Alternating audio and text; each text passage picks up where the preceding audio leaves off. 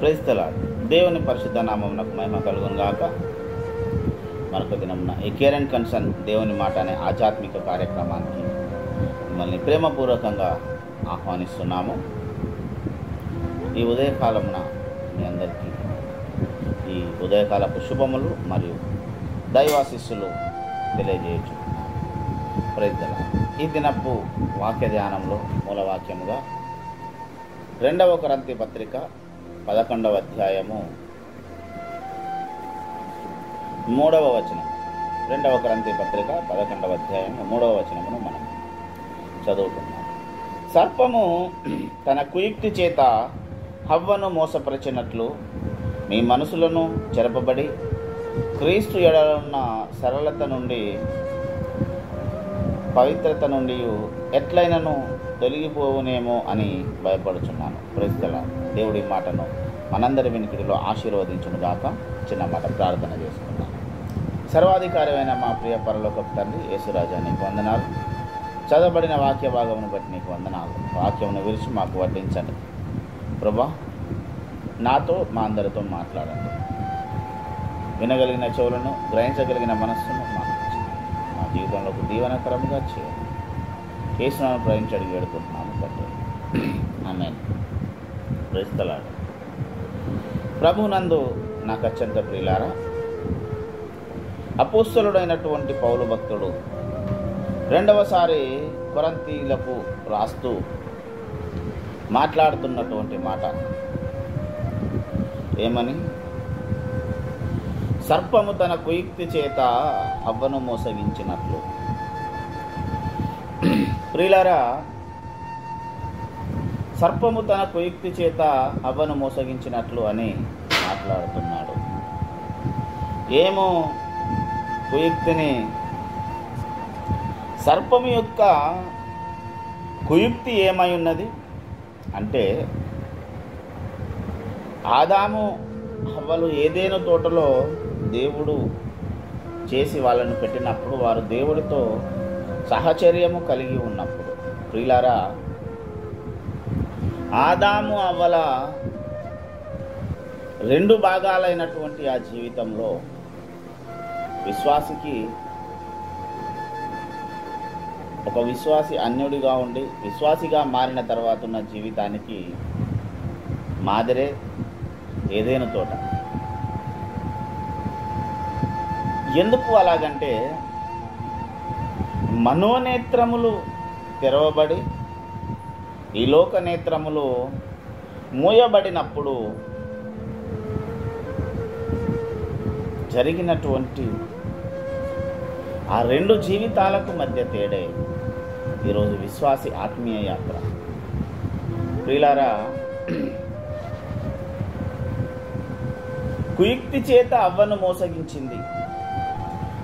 వాళ్ళను సృష్టించిన తర్వాత రోజో, 2వ రోజో, 3వ రోజో, ఒక నెలకో సాతాను వారి దగ్గరికి వెళ్ళలేదు.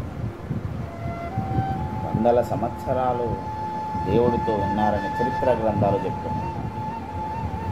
అతి ఎక్కువ కాలము రోజు వారు దేవుడితో మాట్లాడుతూ ఉన్నారు. దేవుడితో మాట్లాడుతూ, దేవుడితో సహవాసం చేస్తూ, వీరేం చేశారు, అతనేం చేశాడు అన్ని పంచుకుంటూ ఉన్నటువంటి వారు.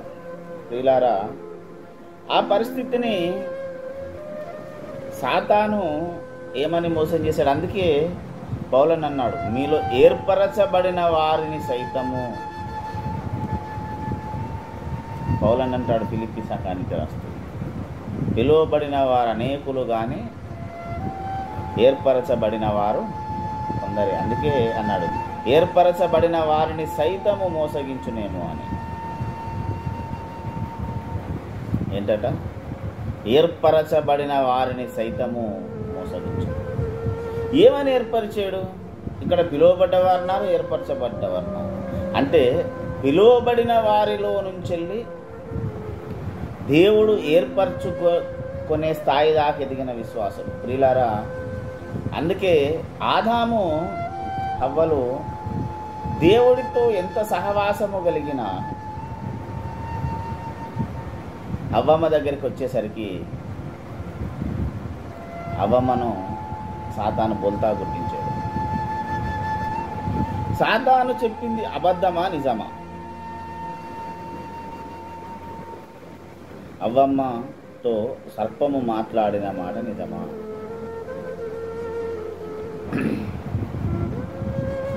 అసలు సర్పం ఎలాగ మాట్లాడింది అంటే అక్కడే ఉంటుంది.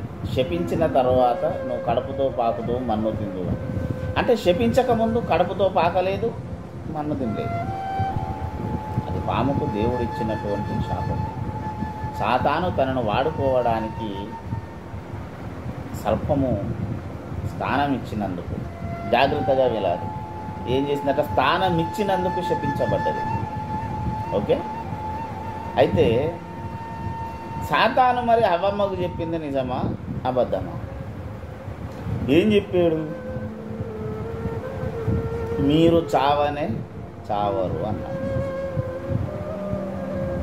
నిజంగానే ఆ ఫలములు తిన్న తర్వాత అవ్వమ్మ చచ్చిపోయిందా? చచ్చిపోలేదుగా. ప్రియులారా, ఇక్కడ ఇంకొక విషయం ఏంటంటే, మరి అంతకుముందు ఆ ఫలములు తినలేదా వీళ్ళు?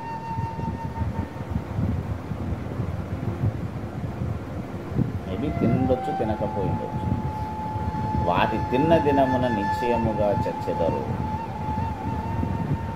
అని దేవుడు చెప్పిన తర్వాత, మొదటి ఆజ్ఞ ఇచ్చిన తర్వాత సాతాను వచ్చి అన్నాడు, చావరు, పైపెచ్చు మీరు దేవుళ్ళ వలె ఉంటారు. దానికి ఏం లక్షణం చెప్పాడు? మంచి ఏదో చెడేదో మీకు తెలియబడుతుంది అని చెప్పాడు. నిజంగానే మంచి చెడు తెలియబడలేదా? ఆదాము అవ్వలు చచ్చిపోయారా? చచ్చిపోయారు అనేది వాస్తవమే, బ్రతికున్నారు అనేది వాస్తవమే. ఎందుకు అంటే వాళ్ళు, ఆదాము అవ్వలు, ఈ లోకమును చూచేటటువంటి కన్నులు తెరవబడి లేరు.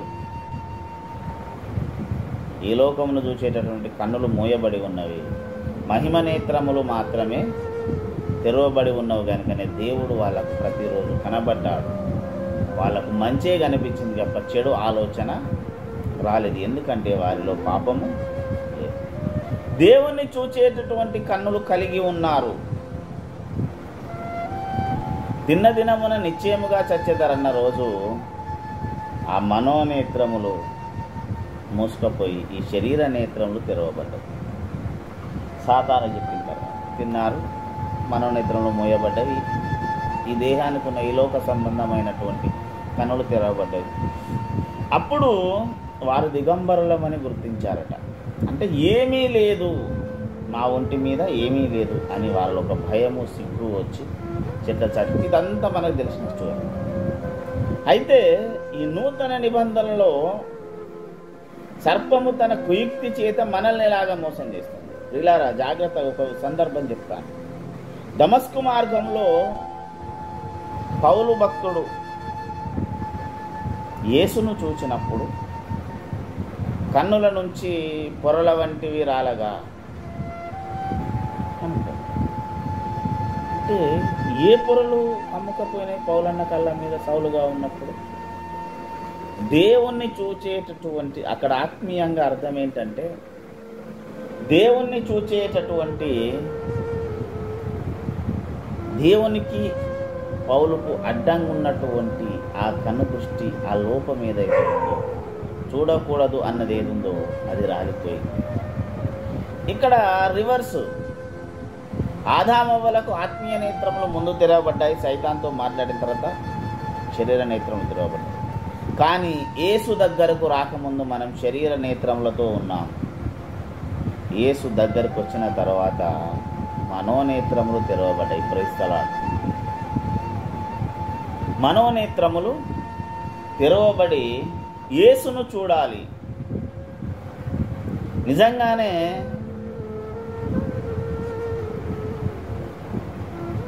యేసును చూచే కన్నులు ఈరోజు ఎంతమంది విశ్వాసులు కలిగి ఉన్నారు?